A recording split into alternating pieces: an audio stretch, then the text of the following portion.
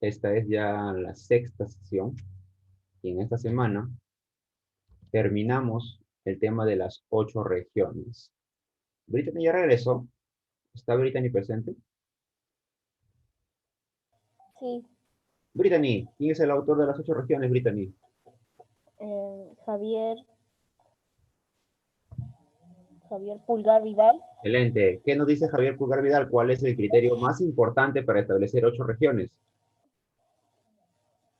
la altitud, Excelente. ¿Y qué fenómeno geográfico determina la altitud? la cordillera de los Andes, Muy bien, Brittany. La pregunta más difícil. ¿Cuántas regiones determina Javier Pulgar Vidal? 8 regiones. Excelente, gracias, Brittany. Ahora sí puedes seguir haciendo tus actividades, o sea, escuchar la clase. Ahora trabajamos la región Rupa Rupa. Recordemos, mira, antiguamente región Costa, ahora Pulgar Vidal lo llama región Chala. Lo que fue la macrorregión Sierra está comprendida ahora por la región Yunga, región Quechua, Suni, Puna y Janca o Cordillera. Y la macrorregión Selva, Javier Pulgar lo divide en dos: región Rupa Rupa o Selva Alta y región Omagua o Selva Baja. ¿Ya? Ahora empezamos con la región Rupa Rupa, esta parte de aquí, ubicada entre los 1000 metros de altitud hasta los 400 metros de altitud. Si nosotros recordamos nuestra sesión pasada, vamos a darnos cuenta que la región Yunga se extendía tanto por occidente como por oriente. Así ven.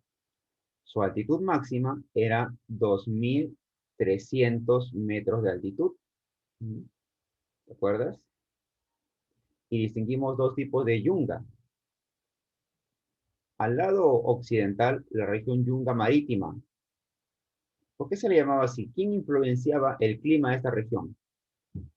El mar. El mar peruano. Pero acá lo llamamos Yunga fluvial. ¿Te acuerdas? ¿Quién influenciaba en el clima de la región Yunga fluvial? Fluvial. Los ríos. Ríos de la selva. Excelente. Entonces,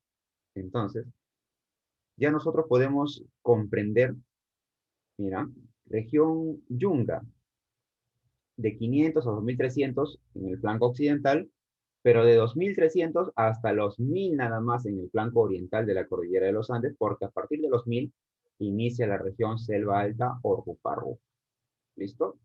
Consulta para Ximena. ¿Está presente Ximena? Sí, Una consulta, Ximena. ¿Cuál es la altitud máxima de la región Rupa-Rupa? 1000 metros. 1000 metros. ¿Y qué región se encuentra por encima de la región Rupa-Rupa? Yunga, ¿Qué tipo de yunga? la fluvial. Fluvial. Excelente. ¿Y debajo de la región Rupa-Rupa? ¿Qué región se encuentra? Omagua. Excelente. Toponímicamente, tú ya sabes que toponimia es significado de los nombres de los lugares. Rupa significa caliente. Y cuando los locales de esa zona dicen Rupa Rupa, se refiere a que está muy caliente, es decir, ardiente. Es la característica de esta región, es un clima tropical. Ahora vamos a ver cuando hagamos clima qué significa tropical. Estos contrafuertes andinos son comunes en esta zona porque la región Rupa Rupa es la continuación de la cordillera de los Andes, es la parte final de la cordillera de los Andes. Nosotros acá en Coyique podemos observar los cerros, y los cerros también son la continuación de la cordillera de los Andes, solo que en el lado occidental, ¿no? Yendo hacia el mar. Y por las características del clima, nuestros cerros no son así, porque es un clima un poco más frío. Pero aquí los rayos solares caen pues fuertemente y estas plantas compiten por esa luz solar y por eso que tienen bastante altura. ¿Ya? Acuérdate, ¿eh? La región más caliente del país, la región Rupa Rupa. Respecto al clima, es una zona cálida, obviamente, Rupa Rupa, caliente, donde abunda el sol. Cuando tú llegas a la región Rupa Rupa, el sol te va a recibir radiante ahí, pero en cuestión de minutos puede ser que se genere una lluvia intensa, pero el sol sigue presente ahí.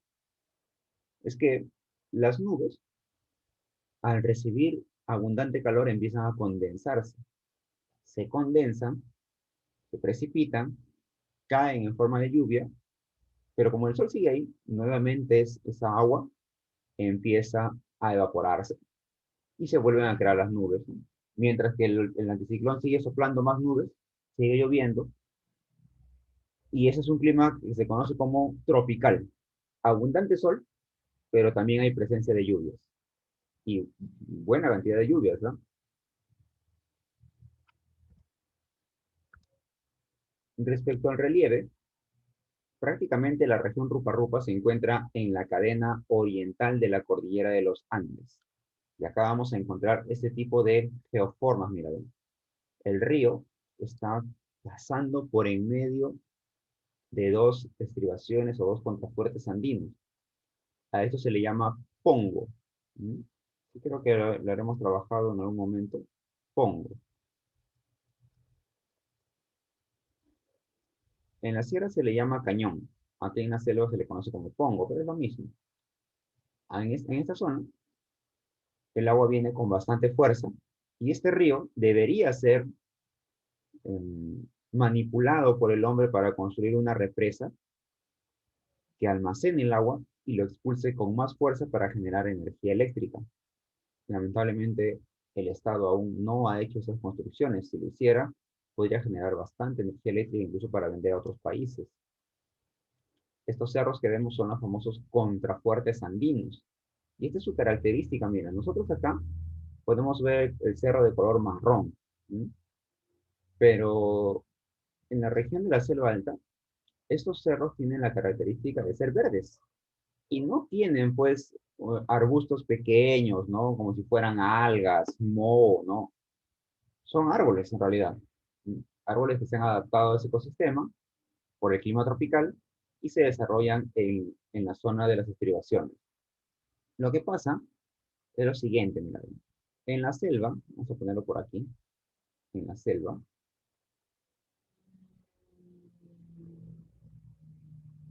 el sol, y no se ve mi sol, alumbra con sus rayos solares, realmente con toda su energía, y las plantas luchan por obtener esa radiación solar.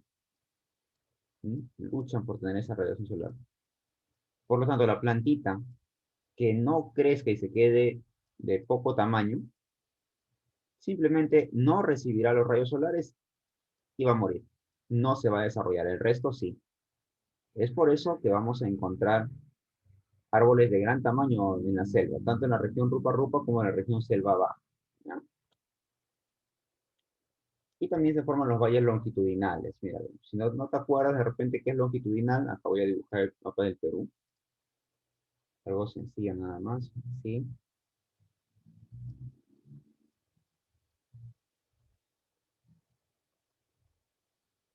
Ya, ya más o menos así. En el mapa del Perú, nosotros localizamos la cordillera de los Andes así de esta manera, con sus 3 cadenas arriba y 2 cadenas abajo, y esto así. Los ríos que recorren el Perú, en la parte de la sierra y de la selva, casi van a la par con las cadenas montañosas. Así, míralo. A eso se le llama ríos longitudinales. ¿Sí? Tienen casi el mismo recorrido, el mismo sentido. En cambio, los ríos de la costa son transversales, porque van de esta manera, casi en horizontal. Míralo. Como el río Rima, Lurín, Chillón, Tumbes, Arumilla, Ancash, etc.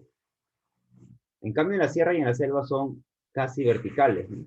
Se les llama ríos longitudinales. ¿Listo? Aquí se forman los valles longitudinales debido a los ríos y son las zonas más pobladas, como tú ves aquí, pobladas, pero a su vez se aprovecha para el desarrollo de la agricultura. Entonces, ¿qué cosas recordamos aquí? Número 1, recordar que los cañones tienen importancia para el potencial eléctrico y los valles tienen importancia para el potencial agrícola. ¿Está bien?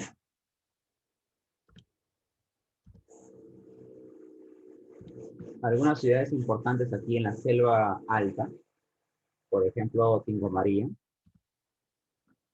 que es muy hermoso en realidad. La Merced en la selva central, igual que Tingo María. La ciudad de San Ramón. Todas estas ciudades que fueron ocupadas en la época virreinal por población europea. Presidentes como Echenique, Manuel Pardo, fomentaron la migración de alemanes, austriacos, polacos a esta zona para habitarla, porque se encontraba bastante deshabitada, prácticamente abandonada. Y a raíz de eso, se ha convertido pues en una zona característica del Perú, diferente. Sus pobladores tienen su propia cultura, su propia vestimenta, sus propias festividades, y es una zona de importancia turística. Tenemos el caso de Moyobamba en la selva norte y Satipo también en la selva central. Respecto a la flora, es decir, su vegetación, es importante conocer el caucho. ¿Sabes para qué se usa el caucho? O se usaba el caucho, porque ya han encontrado pues sustitutos artificiales. Para los neumáticos, ¿no? Para las llantas, creo. Bien, el caucho usado en la segunda revolución industrial para elaborar llantas de automóviles, de otro tipo de vehículos, se extrae de la siguiente manera. Este árbol es el árbol del caucho, también se le llama xiringa, lo voy a poner aquí. Se le hace un pequeño corte, un pequeño tajo al árbol, se va pelando una parte, de tal manera que caiga la savia. Esta savia que cae es conducida a través de una cañita, un tipo de tubito, y se recolecta en estos baldes. Esta es la labor del cauchero. Mira, acá también hacia el fondo hay otros árboles que tienen su balde para recoger esa savia. Luego se va a procesar, obviamente, ¿no? En el siglo pasado, el Perú exportó bastante caucho. Y uno de los personajes empresarios más importantes del Perú fue Julio César Arana, quien trabajó el caucho de la selva, y más importante que él todavía, Fermín Fitzcarral, que es conocido como el rey del caucho, porque trabajó la zona cauchera de Perú, Brasil y Bolivia incluso. Otros árboles que vamos a encontrar aquí, ya sean por propiedades medicinales, por propiedades ornamentales, o usados en algún tipo de ritual, ¿no? Porque siempre la tradición popular hace que estas plantas sean usadas por sus propiedades curativas. Pero de ellas, el más importante, el caucho. Respecto a la fauna, tiene una fauna bastante variada, amplia, extensa, donde destaca, por ejemplo, el tunqui, que lo acabamos de ver en el video. También se le conoce como gallito de las rocas, que es el ave nacional del Perú. ¿Te acuerdas cuál era la flor nacional del Perú? La cantuta. La cantuta. ¿En qué región la encontrábamos? En Suni. Tuni, claro que sí. Pues, qué sencillo es resolver la pregunta del examen de San Marcos. Eso ha preguntado. La cantuta, da un montón de texto sobre la cantuta. Y luego te pregunta en qué región se encuentra. Suni, nada más dices tú. Lo mismo ocurre con el tunqui, el gallito de las rocas, región Rupa Rupa, ¿listo? Acá tenemos también el huácharo, que es una avecilla que se comunica de una manera diferente, peculiar. Nosotros no podemos oír su canto, pero entre ellos sí pueden comunicarse, ¿no? Es casi imperceptible para el oído humano. Reptiles como la chuchupe, que es una serpiente, mamíferos como el tapir, el picuro, que es un tipo de roedor, mamífero, pero ahí es comestible.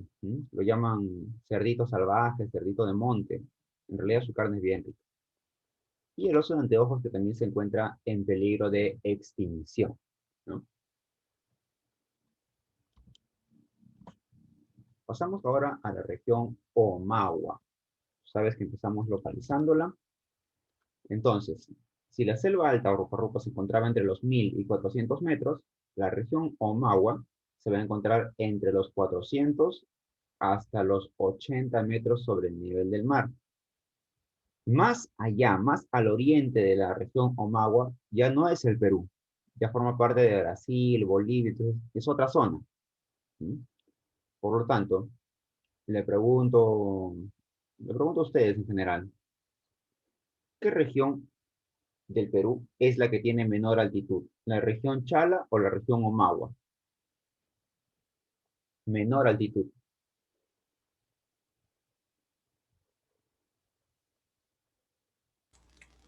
Mm,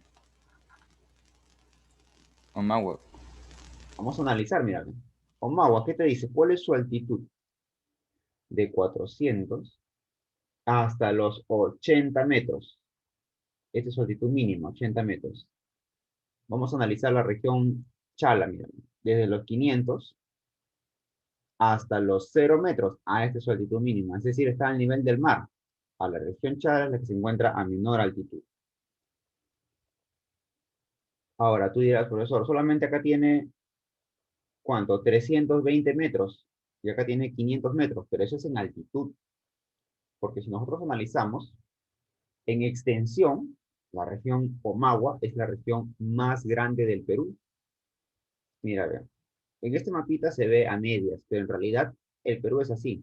En un corte transversal que hace Pulgar Vidal, mar peruano, dice, costa, porque la costa es el 10% del territorio, sierra, la sierra es el 30% del territorio, y selva. Todo esto es la selva, sí, mira. La selva es más del 58% del territorio. Entonces, pareciera que este mapita pues nos muestra que la región Omagua es pequeña, pero no. La región Omagua abarcaría aproximadamente toda esta parte de acá. Toda esta parte. La región Selva Alta, toda esta parte de aquí. Juntos comprenden casi el 60% del país. Y el resto ya después cierra y una pequeña franja desértica que es la costa. ¿Ya? Entonces, Brittany, ¿está presente Brittany?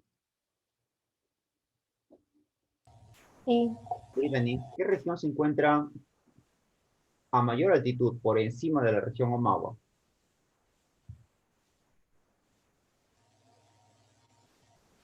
Por encima. encima de la región Omagua, Ajá. Rupa Rupa, Bien, y debajo, aquí en este lado, ¿ah? mm, Ximena, ¿qué dice Ximena? Ya no forma parte del Perú. Ya no encontramos otra región en el Perú porque ya sería otro país, ¿no? Y luego desembocaría pues todos los ríos en el Océano Atlántico. Bien, algo más.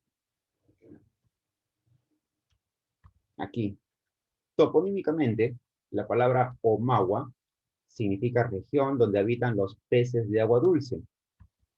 ¿Por qué? Porque en sus ríos vamos a encontrar variedad ictiológica. ¿Sí? Y en los ríos, pues, son aguas lóticas que contiene agua dulce. Lo que estamos viendo en imagen es el paiche, un pez prehistórico de gran tamaño. Antiguamente los peces eran así. Ya con el paso de los años han ido evolucionando y han perdido tamaño, pero tiempo atrás tenían estas características. Es tan grande, mira, que lo cargan entre 5 personas. Su carne es blanca, típico de pez de río, y su escama que tú estás viendo acá, incluso sus espinas, no se desperdician, ¿no? Cuando uno va a la selva, parte de comer este tipo de pescado, le van a estar vendiendo recuerdos hechos a base de la escama del paiche, llaveritos, aretes, adornos, hechos también con las espinas del paiche, lo cual pues es algo novedoso, así nada más no se ve porque esas escamas pues son bastante grandes, ¿no?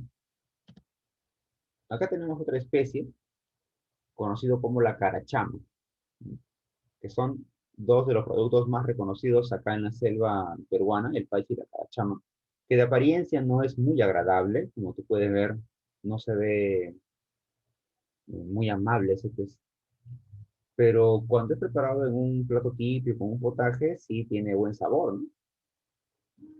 Además, la palabra omagua se debe a una tribu amazónica que habita esta región de la selva baja y que es importante conocerlo y preservarlo.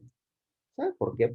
Porque para empezar, desde el aspecto humano, esta tribu puede contribuir con su conocimiento, su folclore, su cultura, su idioma, sus danzas, su comida. Tiene una riqueza cultural que no puede perderse. Seguro habremos comentado sobre el idioma Muchic. Era un idioma que se hablaba acá en la costa norte del Perú. Los incas también lo conocieron y perduró incluso. Sobrevivió a la llegada de los españoles. Ya hace algunos años la última descendiente de este idioma falleció y los herederos no aprendieron el idioma Muchic. Entonces ya el idioma quedó extinto, ya nadie lo habla. Entonces no podemos permitir que estas comunidades se extingan. Además del factor humano, hay un factor ecológico, porque estas comunidades han aprendido a aprovechar los recursos de la naturaleza sin depredarlo. Eso quiere decir que en comparación con el hombre actual, que tala, deforesta, caza, consume ampliamente el ecosistema, esta población consume lo necesario para subsistir bajo un criterio de desarrollo sostenible, sin que nadie les haya hablado, sin que nadie les haya dicho, oye, reusa, recicla, fíjate en el futuro, no, nadie les ha dicho nada, pero ellos ya trabajan conscientemente bajo ese criterio. ¿Sí? Consumen, pero no depredan, porque saben que si depredan, tampoco va a haber alimento para ellos ni para sus descendientes. Respecto al clima, es igual que en la selva alta, un clima cálido, bastante caluroso, con mucha presencia de lluvias, a lo cual conocemos como un clima tropical. Consulta. Todo el Perú, por su localización latitudinal cerca al Ecuador, debería tener un clima tropical. ¿Por qué no lo tenemos?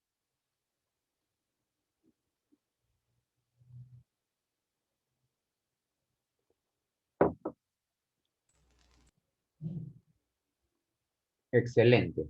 Por la presencia de la cordillera de los Andes. ¿Mm? Ah, iba a decir eso y Casi, casi, mira. Está bien, está bien. La famosa cordillera de los Andes, está así, selva, la costa chiquitita, mira, funciona como un tipo de barrera. Acá están las nubes sopladas por el anticiclón del Pacífico Sur. En esta zona oriental, el clima es tropical. Abundantes lluvias, un sol abrumador, y las nubes deberían traspasar esta zona y llegar a la costa para desaguar en el océano y seguir su ciclo del agua. ¿Tú conoces eso, no? Las nubes se condensan, en el agua se evaporan, en el mar se evaporan, ascienden nuevamente a la atmósfera, se convierten en nubes y vuelve a comenzar el ciclo del agua. No ocurre esto, porque como nos mencionaban sus compañeros, aquí la cordillera de los Andes impide el paso de estas nubes, chocan, es por eso que ahí mismo desaguan, y la selva pues se convierte en una zona bastante húmeda, ¿no? Algunas nubes sí pasarán por encima, por los costados, y esas nubes formarán las nubes estrato que nosotros vemos acá en el cielo de Lima. Nubes color grises. Respecto al relieve, a esta zona también se le conoce como la llanura amazónica, y es que, como tú puedes ver, es completamente plano, es llano. Antes que me olvide, selva alta también se le conoce como rupa rupa o ceja de selva. Atento a ceja de selva, ¿no? A la región selva baja también se le conoce como Omagua o llanura amazónica. Mira, ve, esta llanura. Ahora, los árboles que tú ves acá, ya te he comentado, no son arbustos, son árboles enormes, de gran altitud. Este río no es que tú puedes cruzar nadando, es un río de abundante caudal, su cauce es bastante grande. Recuerda que los ríos de la selva tienen bastante cantidad de agua. Es por eso que los grupos, por ejemplo, guerrilleros, terroristas y narcoterroristas, aprovechan la zona para ocultarse y camuflarse y ahí hacer sus actividades. Porque cuando un helicóptero, un avión sobrevuela la zona, lo único que va a haber es vegetación.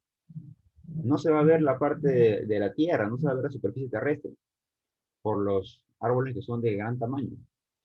Es por eso que se aprovecha esta zona. Cuando hubo elecciones pasadas, las últimas elecciones, un carro de la policía fue emboscado por un grupo terrorista acá en la selva y demoraron varios días en encontrar ese automóvil. Pero claro, pues mira, sobrevuelan la zona y no lo van a encontrar porque los árboles tapan todo lo que está ocurriendo en la superficie.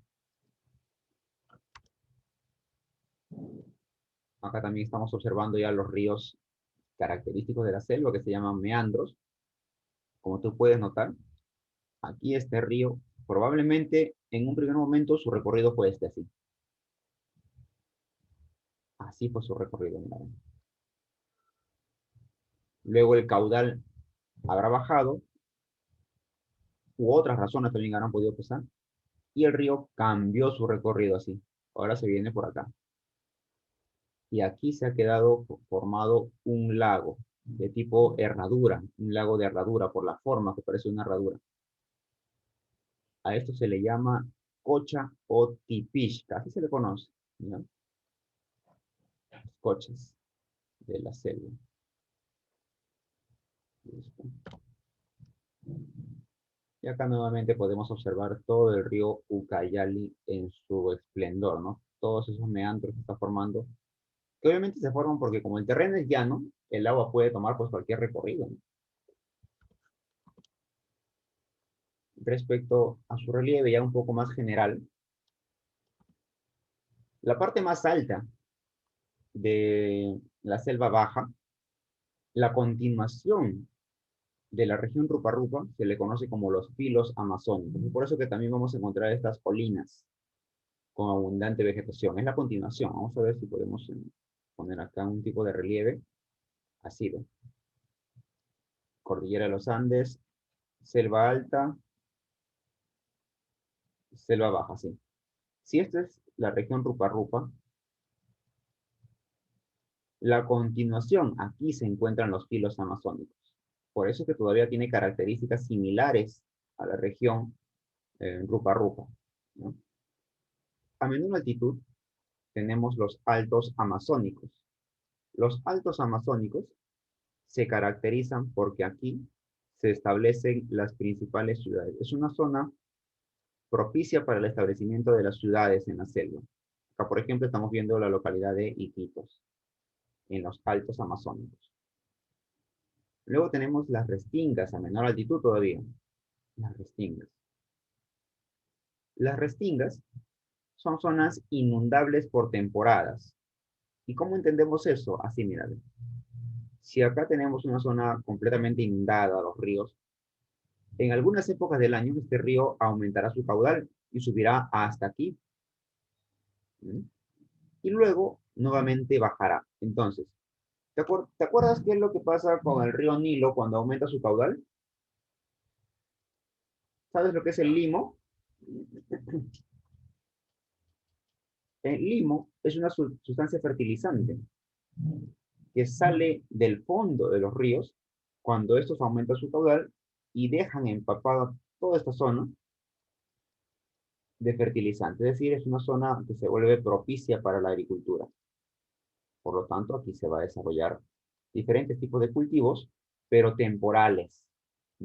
¿Por qué temporales? Porque si no lo recolectan a tiempo, si no lo cosechan a tiempo, el río nuevamente puede aumentar su caudal y arruinar los cultivos. Entonces, por temporadas, se cosecha, se siembra todo en una época que ya los pobladores de la localidad conocen. Y por último, tenemos las tahuampas, que sí son zonas completamente inundadas. Todo el año tienen la misma cantidad de agua, pero que a pesar de eso se puede desarrollar agricultura. Hay cultivos que requieren abundante agua para crecer, como es el caso del aguaje, del arroz. Abundante agua. Como se siembra aguaje, también se le llama por eso aguajales. Las tahuampas o aguajales. Algunas ciudades importantes aquí, por ejemplo, la localidad de Pucallpa,